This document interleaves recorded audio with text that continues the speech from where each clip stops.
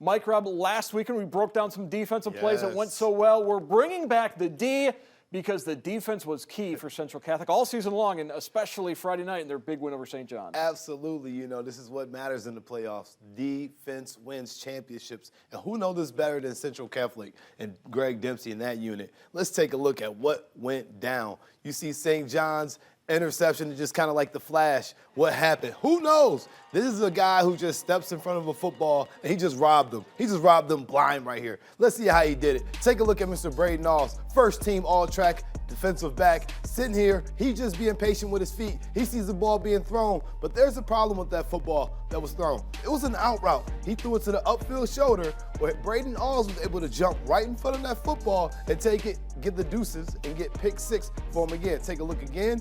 Here's another throw. What happened? Almost the exact same thing. This is great technique by the defensive unit and the secondary of Central Catholic. You've seen them make plays all year long. Watch the technique and the footwork of Mr. Braden Knowles. Eyes are locked in on his trigger defender, which is number 3. 1-2 kick slide step. He just jumps right in front of the football. He reads and he reacts. That is simply just good defense and just bad footballs right there by Brady Lichtenberg. If you're going to throw that ball, you got to get a little bit more zip on it if you want to put it in that pocket, because Braden Knowles, first team all track, he got it all done all night.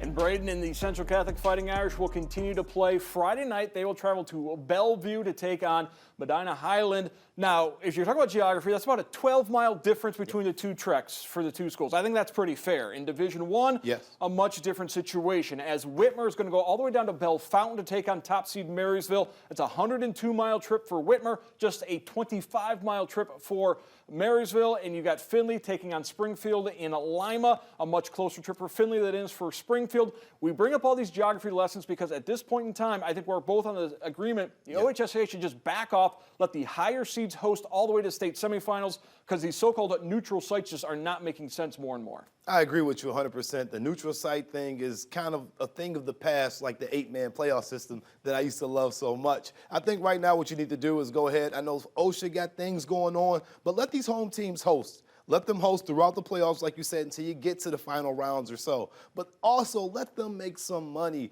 besides the concession stands and parking.